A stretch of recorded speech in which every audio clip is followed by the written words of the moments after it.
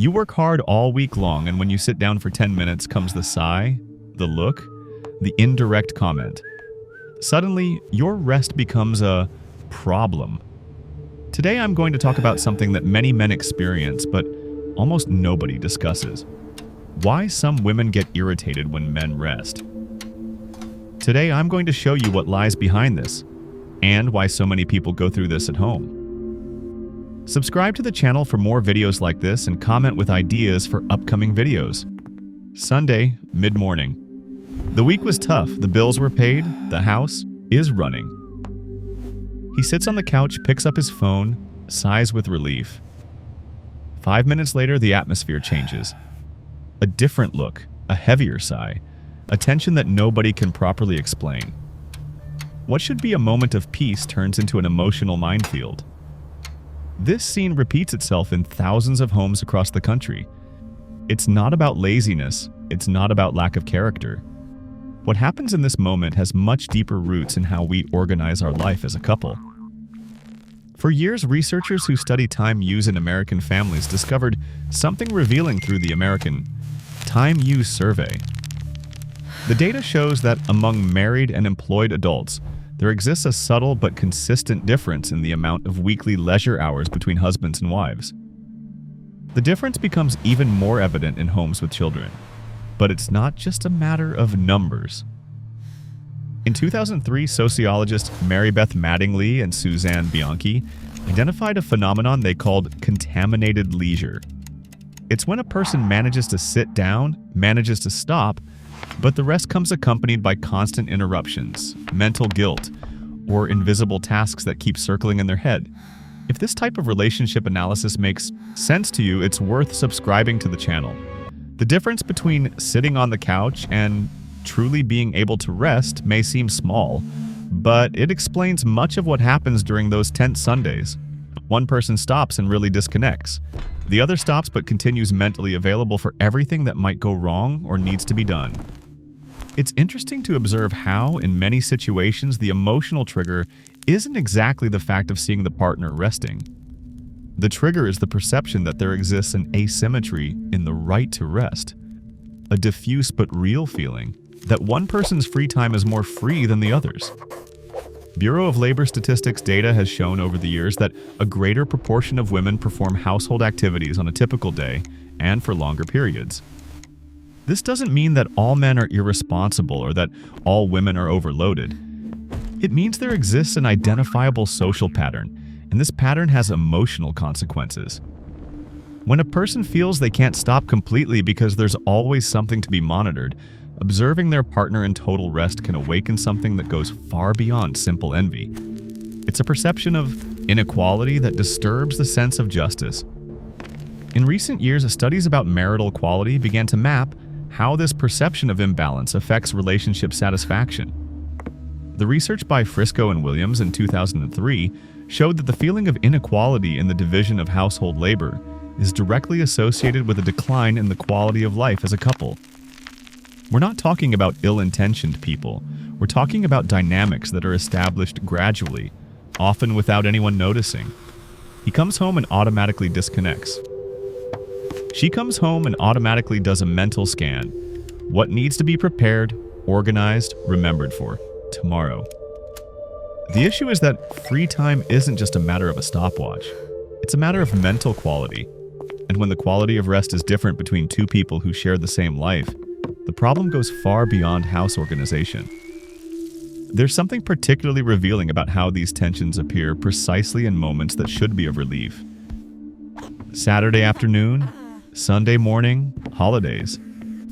It's as if the pause exposes a dynamic that, during the week's rush, remains somewhat masked by general urgency. It's curious to notice that, in many cases, the irritation doesn't arise because the person wants their partner to work more. The irritation arises because they would like to be able to rest with the same quality, with the same mental lightness. More recent studies using models that analyze both partners simultaneously confirm that the evaluation of household labor division has direct impact on marital satisfaction. When the perception is that balance exists, the relationship tends to be more harmonious. When the perception is of imbalance, Small gestures like reclining on the couch can become a trigger. What makes this dynamic even more complex is that it's rarely discussed openly. Nobody approaches their partner and says, "It bothers me that you can rest better than I can." What happens are the sighs, the looks, the unnamed tensions that poison moments of pause. It's important to understand that we're not dealing with an individual character problem, we're dealing with a structural problem. The way our society organizes work, home, care, and how this reflects in couples' intimate lives. Have you observed something similar in your own experience or in that of people close to you? Some families manage to navigate these issues with more harmony. Others get trapped in this cycle where one person's rest becomes the trigger for the other's resentment. The difference, in many cases, lies in the ability to recognize that there exists a systemic problem, not a personal one. What researchers have observed is that couples who manage to talk openly about this asymmetry in free time tend to find creative solutions. Couples who treat the subject as a character flaw of one of the parties tend to get trapped in the resentment cycle. The research by Khawaja and Habib in 2007 investigated how greater male involvement in household tasks related to wives' well-being and satisfaction. The results suggested that when there exists a perception of greater balance in the division of responsibilities, both individual well-being and marital satisfaction tend to improve. But this balance isn't just about who washes more dishes or who makes more beds. It's about who can truly go off mental duty. It's about who has the luxury of not thinking about anything for a few minutes. When we observe these dynamics from a distance, it becomes easier to understand why such a simple gesture as settling on the couch can become a symbol of something much larger. It's not about the couch, it's about what this moment represents in terms of mental freedom, emotional availability, of who has the right to complete rest. Sunday morning becomes then an unintentional laboratory for testing the relationship's balance. And when this test reveals a deep asymmetry, what should be a moment of peace becomes a moment of tension. Has this happened to someone you know? But why does this perception of imbalance become so explosive? Why can a moment of rest awaken such an intense emotional reaction in some people? The answer lies in how our mind processes the feeling of justice within a relationship. We're not just talking about household chores. We're talking about something much more fundamental. The feeling that there exists emotional and practical reciprocity in the relationship. Recent research using dyadic models, which analyze both partners at the same time, shows that the way each person evaluates the division of household labor has direct impact on marital satisfaction. When one of the partners perceives they're carrying a disproportionate weight, this perception contaminates other areas of coexistence. What's interesting is that this dynamic doesn't happen equally in all couples. There exists a spectrum of situations, each with its own characteristics and specific triggers. At one extreme, we have genuinely overloaded couples. Both work too much, sleep little, have small children or heavy family responsibilities. In these cases, the conflict is born from real exhaustion. When one manages to stop and the other can't, the question that arises is legitimate. And me, when will I be able to rest? Here, the problem is logistical and energy distribution, not toxic emotional dynamics. In the middle of the spectrum, we find couples trapped in rigid roles, often inherited from previous generations. The social expectation that man has to always be producing clashes with the reality that every human being needs a pause. On the other side, the expectation that woman naturally coordinates the house creates a feeling of constant responsibility. When these roles are questioned, even if just by the simple act of one resting while the other can't, a subtle but real identity crisis emerges. It's fascinating to perceive how, in these situations, rest becomes almost a threat to the tacit agreement that sustains the relationship. If he stops producing and she stops coordinating, who are they as a couple? At the other extreme of the spectrum, we find dynamics where irritation with the partner's rest reveals something more concerning: a need to control the other person's time, energy, and autonomy. Here, the problem isn't exhaustion nor social roles. It's the difficulty of tolerating that the partner has moments where they return to being in control of themselves. In these cases, hobbies become waste of time. silence becomes coldness, and any pause becomes laziness. Rest becomes a crime because it represents a territory where the person escapes the relationship's control. The difference between these dynamics is crucial. In the first case, the problem is solved with better organization and task distribution. In the second, it's solved with conversations about expectations and role flexibility. In the third, it's often necessary to question whether there exists genuine love or if there exists an attempt to constantly extract energy from the partner. Do you agree with this reading, or do you see it differently? What makes these dynamics even more complex is that they rarely appear in pure form. It's common to find couples where there exists a bit of real overload, a bit of rigid social role, and a bit of tendency to control. The issue is identifying which element is dominating the situation. Studies about marital well-being have shown something consistent over the years. When there exists a perception that the partner is involved in a more balanced way in shared responsibilities, both individual psychological distress and relationship satisfaction tend to improve. But balanced involvement doesn't necessarily mean mathematical division. It means that both feel their contributions are recognized and that neither of them is in constant state of overload while the other is in constant state of comfort. It's revealing to observe how these issues manifest differently at different moments in life.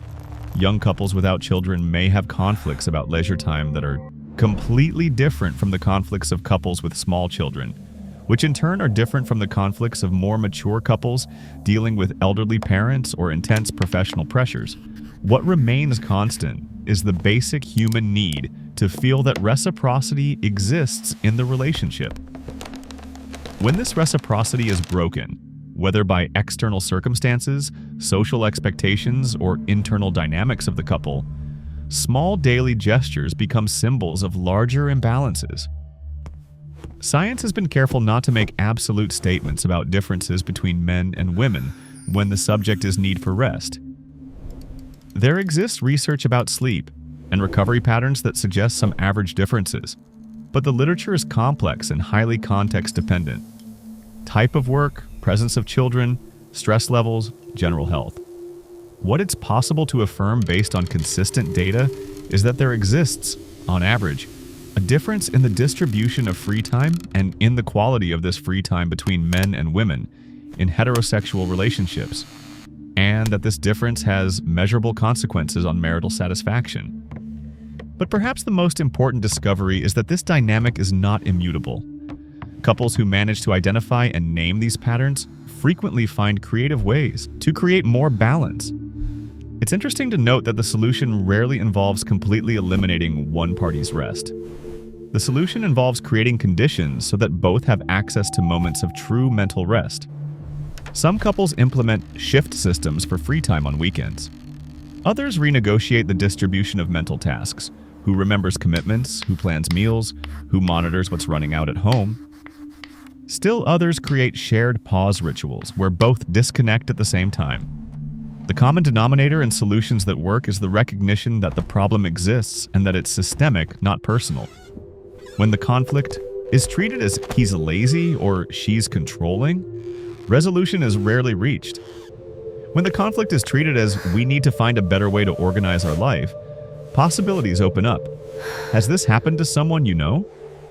Perhaps the most important question is, what happens to relationships where this dynamic is never resolved? Where one person's rest continues to be the trigger for the other's irritation year after year? The data suggests that constant perception of injustice in the division of responsibilities is associated not only with lower marital satisfaction, but also with greater probability of conflicts, emotional distancing, and in extreme cases, separation. Not because people are bad or incompatible, but because it's psychologically exhausting to live in a dynamic where you feel you're always giving more than receiving, or where you feel you can never relax completely. The central question, then, isn't whether or not there exists a difference in how men and women deal with rest and household responsibilities. The question is, how can couples who love each other navigate these differences without them becoming a source of chronic resentment? The answer, according to available research, lies in the capacity to have honest conversations about needs, expectations, and limitations. It lies in the flexibility to experiment with new ways of organizing shared life. And it lies mainly in the willingness to see the partner as an ally in building a better life, not as an adversary in the dispute for scarce resources. When one person's rest becomes conflict, the problem is rarely the couch. The problem is the dynamic of justice, identity, and power within the relationship. And these dynamics, unlike house furniture, can be reconfigured.